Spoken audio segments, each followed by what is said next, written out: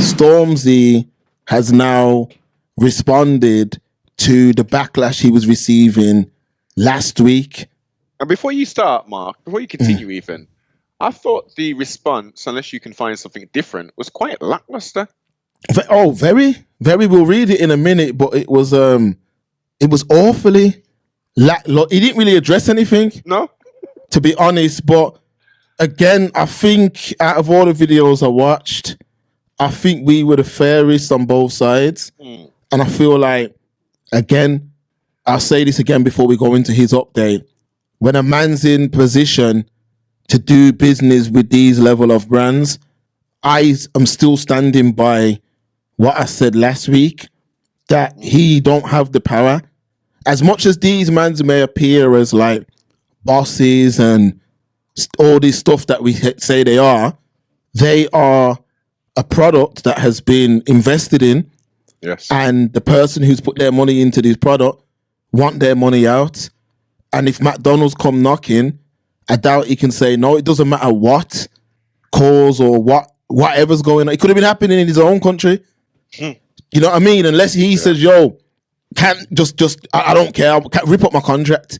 Stormzy has responded to the recent backlash he has faced after he teamed up with McDonald's to create the Stormzy meal. The rapper immediately found himself under fire after he announced his collaboration with McDonald's last week, collaborating with a company that has appeared to support Israel. This is in conflict with the artist's own alleged beliefs, as he has previously shared pro-Palestinian messages on his social media page. Let me zoom in, sorry. I ain't got my glasses. Sorry, folks, I do apologize for that. All right, there we go. He penned in 2024, I hope everyone is good. Some fleeting thoughts. 1, free Palestine. 2, in the future, if there's ever a clear injustice in the world, no matter how big or small, 100 times out of 100, I will always be on the side of the oppressed, unequivocally, as I always have been. However, fan concerns deepened as Stormzy deleted this post in support of Palestine. All right, so let's get into Stormzy's comments now, then we'll react to these. Sorry, people, let's go. Firstly, I didn't archive the post where I came out in support of Palestine for any reason outside of me archiving loads of IG posts last year. In that post, I spoke about free Palestine, oppression and injustice, and my stance on this has not changed. He then went on to say that he doesn't collaborate with brands that ask him to change his views. The brands I work with can't tell me what to do and don't tell me what to do. Otherwise, I wouldn't work with them. I do my own research on all brands I work with. I gather my own information, form my own opinion, and come to my own conclusion before doing business. He then clarified that he felt he had to speak out about this because there were people who were confused by this move, and he wanted to make sure his fans had the full context. I'm writing this because I know there are people out there who have supported me and rooted for me, who are genuinely confused and hurt by what they think has happened, and I want to give those people clarity, so I hope this helps. I understand it must feel disappointing and disheartening when it seems someone you've championed has compromised their beliefs for commercial gain, but this isn't the case here. Social media and the internet quickly pass judgment without full context. While I want to continue to be open and honest, I prefer not to respond immediately to every misunderstanding or to clear up every false narrative that surrounds my name. All right, Noble, what you saying now then? What you saying? So he's coming at, to be honest, he never said nothing. The only thing he said there was, what I can say people can take from what he said is, my stance on this has not changed. That is direct. There are still questions, however. Why was the post deleted? You know what I mean? Now, for me personally, I'm still standing by what I said last week. These man, no matter how these men, I know Stormzy is not Muslim, which we didn't express that last week, but no matter how these men align themselves with certain religions or whatever the case may be, look at it like this. This is an African brother, you know. Just understand that, people. This is an African brother who lives in the UK, who has experienced success on some of the highest levels. My man don't speak about nothing that's going on in his own place, in his own continent. So why do you expect him to be sincere when championing your cause? Now I get it. A lot of the groups that are championing it, that are hashtag Free Palestine and the rest of it, they have to understand this. It was a popularity thing at the time. No matter how you want to argue with that fact, no matter how you want to complain about people not supporting the cause, it was a popularity thing at the time. I'm just going to say it as it is. Just like man's changing their profile pictures back in 2015 when the terror attacks were going on, was it really sincere?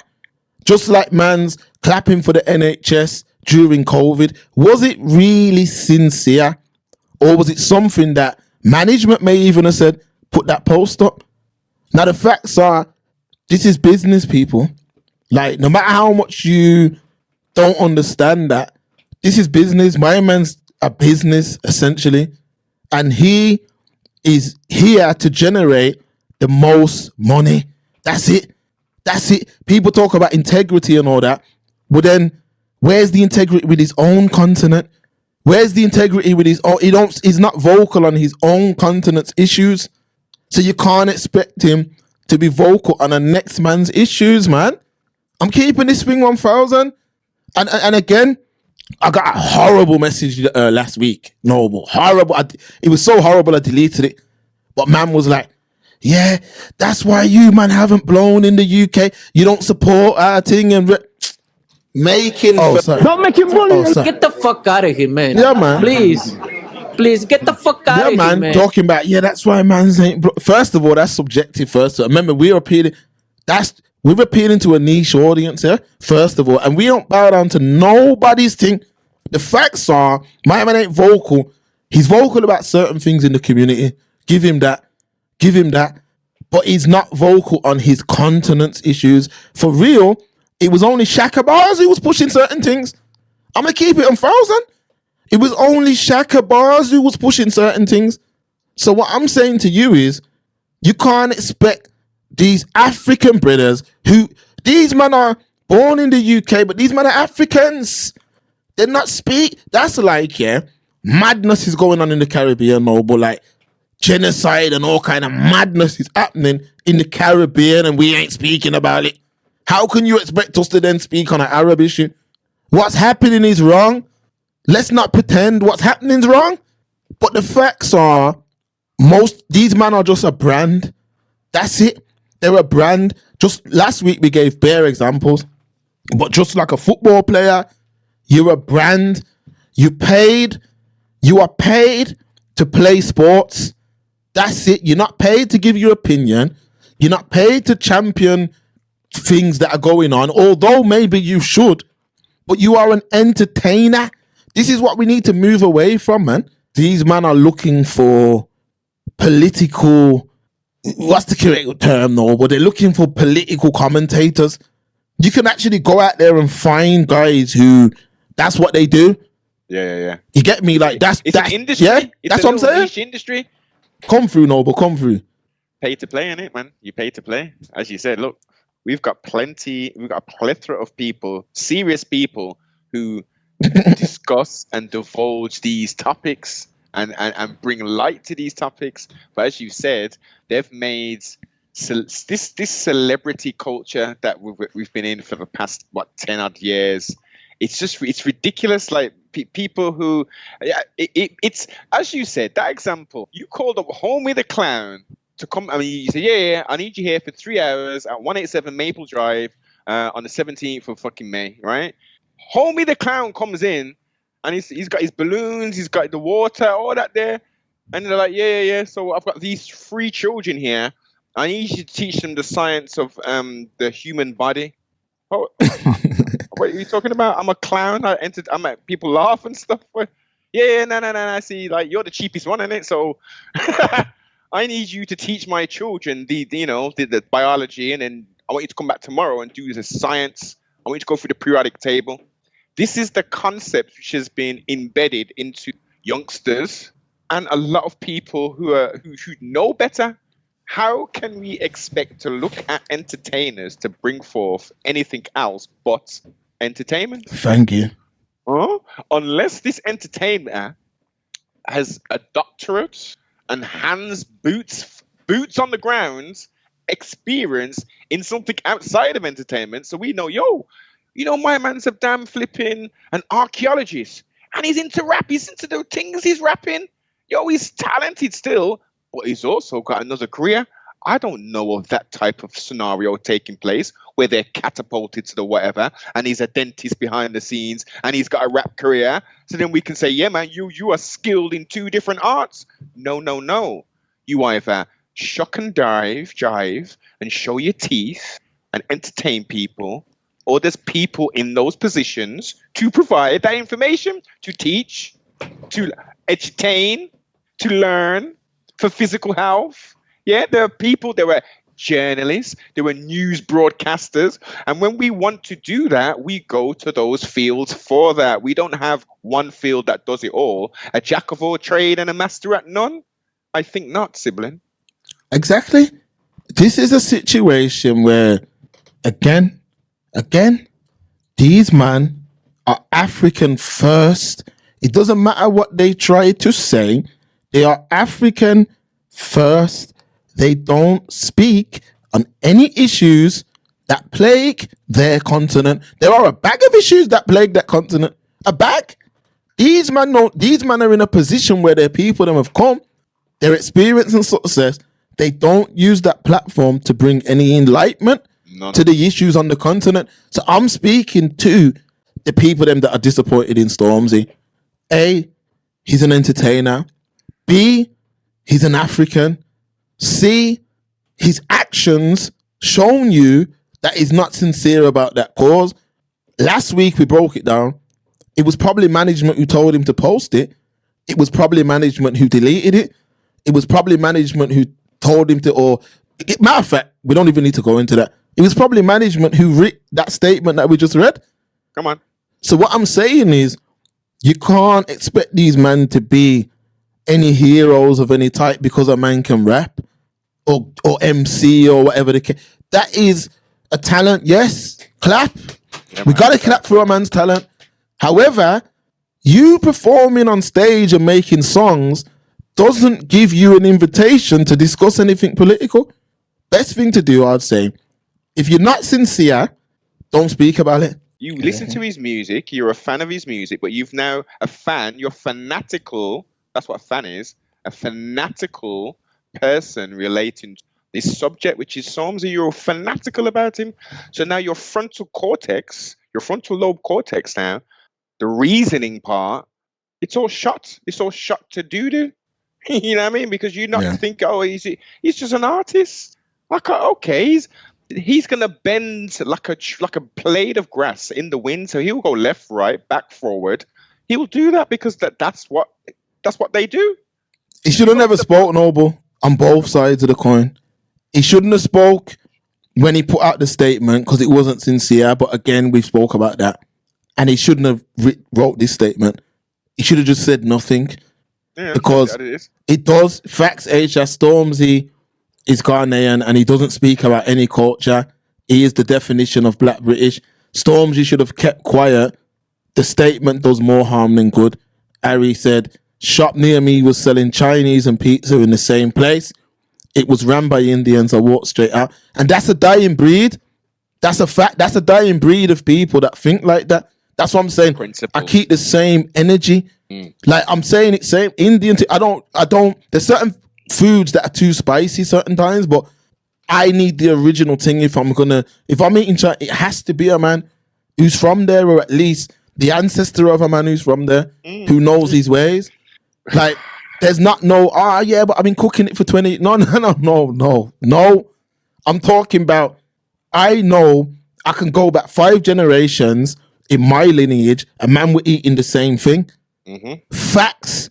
So I know that if I know that my great grandfather was cooking the same thing I'm cooking today, who's gonna be better at cooking it? Come on.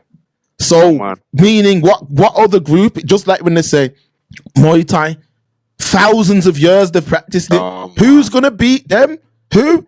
You might get the odd man who can come and do what they do, like we said earlier. You might get a Haggerty every now and again, but them man are producing daily because that's their thing. I think it's unfair to put that over him, to give him that responsibility when he don't do it for his own. Not to say I know Ghana's not going through no war or nothing, but they have their issues. You know what I mean? There's a lot of issues that can be discussed. There's many issues, like if these UK artists want to, there's many issues for them to discuss, but what I'm getting at is they don't discuss these things. So you can't expect them not to discuss these things, but then all of a sudden start discussing something else. Aisha, Bando K, Mark Duggan's son, who is in prison for a gun, now wants to take his shahada to become Muslim. This is a fact, Aisha. It's sad that a lot of men don't realize it before it's too late. There's too much free him, welcome homes, RIPs instead of family. Fix up yourself before it's too late. Let's start doing prevention. You see what I'm saying? Bando K with him now. I'm gonna keep it real. I was sad when he got locked up. You can go back to the episode. Reason why? Because my man's dad, that riot caused a madness. 2011, that riot caused an absolute madness, and you're his son. Yeah, the news, you were almost marginalized, like you're guaranteed to be a failure. You know what I mean? You had the chance to turn around your dad's legacy and be like, okay, my dad lost his way, but you see look at me. Xavier, big up. The problem is Stormzy started speaking about them things unwarranted. Facts, he should have never said nothing. He should have stuck to the music and not tried the activist route. Fact, again, what happened to his dad should have been a wake-up call.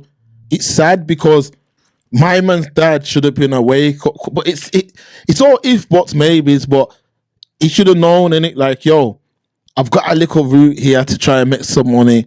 Like, I don't know who these man's elders are. Like, sometimes if these men have got a route to make money, I'm not saying they're millionaires or nothing, but they must be making something. Leave the bits, man. If you got war with a man to where a man's gonna see you and want to kill you, leave, man. It's good now, man. Hey, you know, we always holler this prevention. Don't get in that position. Don't get in that predicament in the first place. Facts. Why you want to be? Why would you want problems with someone who is in the same vicinity as you, number one, and who is in potentially the same position as you? It doesn't make any damn sense. It's senseless. It's mindless. It's just perpetuating folly, death, and destruction. And at the same time, the industries that are associated with this, the NGOs, the police, the solicitors, and all the rest, they're employed from from your dysfunction, not ours, because we're not dysfunctional. We're far from dysfunctional, from their dysfunction, and their dysfunction is spread like nasty margarine all over the whole of the black community. Whereas 70+% of the black community is doing, they may not be, where they want to be. They're on the right track. They're on the right, yeah, exactly. That's why it's important, Noble, for diverse platforms and people that are speaking outside of, you see what I mean? All of these road shit and all, you know what I mean? Yeah, man. You see what I'm saying? And with the prison thing, right? So he's in prison, he's taking his shahada. So I've listened to some of these foolish damn prison podcasts. Yeah, I became a Muslim initially because I just wanted the free time, blood. And you get some different level of food as well, man told me. You get better food and all this business, yeah. So it's like so think about that let's strip away the religious connotations and stuff. This is a way to entice people, black youth, into Islam. You come to the penitentiary, you either have gruel and come up to the dude and say, "Please, sir, can I have some more?" Or you say, "Yo, I want to do that Islam thing still, because look what they're eating, and my man's got. You can have 2 hours out of your celly as well." I'm on that vibe, yeah. Because most of the mans them who I listen to, they're Muslims. So yeah, man, they're all right. Yeah, okay, yeah. Oh, yeah. Facts. It's a honey trap, boss. It's a raw honey trap for the people for them poor, hopeless, misguided, and helpless youth who have been tricked out of their unlimited potential position to go down the road of death and destruction. It's sad, man, and it's so disheartening that we see in a growing year of 2025 with the access to all of this technology, Mark, that we utilize to do all kind of wonderful things and entertaining things, that they're doing nothing with it apart from filming themselves, sword fighting in the street with no honor. They're not saying, "Yo, let's go to a field at 12 o'clock and me and you are going to deal with this thing, boss. Just me and you, that's it. No, 12 paces and turn. Let's do this thing." It's all ambush business. It's all fucking folly, man, pulling out 25-meter swords and all kind of foolishness. Huh? And then sidebar. Then you, as I say, don't believe nothing that you see on this damn internet until you can verify it. Look at the fuckery that they were doing with Brum and Heartlands Hospital. AI generated footage. But you know, with that though, yeah, I'm glad you brought that up because we were all talking about that in the chat. And you know, with that Heartless Hospital thing, the only mans who know exactly what went down or who was there. If you was not there, because I've heard from 2 different sources that the media tried to downplay what went on because of the public backlash. Yeah. Yes. Because remember, if you start hearing about 40 men in a hospital, yo, you're really starting to create mad narratives out there. Apparently, with that, I wouldn't cover it, but I'd say this. The only people who know what happened there are who was there. That's it. Because how's 40 man going to see somebody? This is the point. That don't even make sense. So that's crazy. But just going back to your other point previously, what it is Noble, and people try and follow me here with what I'm saying. When we was younger, our parents or the elders would say things like, "God willing," "Thank God," "God forbid." There was a presence of spirituality within. Now, what I'm saying now is a lot of these men have gone through life, Noble, not believing in anything, not having the presence of anything, just not believing in anything righteous, not having an understanding of a superior being that created all of this. A lot of people just go from point A to point Z just thinking that this is all that is to this. So what happens is when they make a mistake in life, it happens, and end up going to prison, there's a man in there who has believed in something. So when the man starts calling you brother, and you watch the Malcolm X film, I know it was a different thing, but it's the same, but with Pakistanis and that and Arabs and that, because when you go in there and them man start lyricking and you're like, "Yo, bro, what do you believe in, bro?" Yeah. And you can't answer nothing back. And you're like, "Yo, I don't know this." A man's asking you certain questions and addressing you a certain way. You're like, "Yo," you see what I mean? You don't know. So now you're putting that, you're like, "Damn, I can't believe I've gone through life not believing in nothing A, B, or C." Yeah. And now you're like, "Oh man," amongst other things. You see what I mean? And you're like, "Damn, like I can't believe it." But this is where I say to you that a man's mom, auntie, granny, grandfather, friend, uncle, nobody could have got through to you until you got to pen. Like, let's really have the convo. Like, nobody could have got through to these, man, until you got to prison. Nobody, you wouldn't listen to no one until you got to prison. And now you're in prison. Now you didn't believe in nothing. So now I've seen it happen with man that I know. Mans have tried to talk to them before they've crashed that. Family, listen, You didn't listen. It takes no disrespect to any community. We've got to speak on our issues. It takes a man from outside of the community now to give you a belief in something. And that's what happens, Noble. No disrespect, because however you choose to live or whatever, but a lot of men, they go through life that way. They don't believe in nothing. What does that show you, Mark? That shows you that these in a certain cloth of individual see no value in our community. So we can say exactly the same things, but Mr. Arab man, Mr. Afghani man, Mr. Pakistani man can say something similar, and it's heeded because the internal hate of self externalized in regards to, look, it's all that righteous stuff, all that I ain't none of that. Blow that, boss.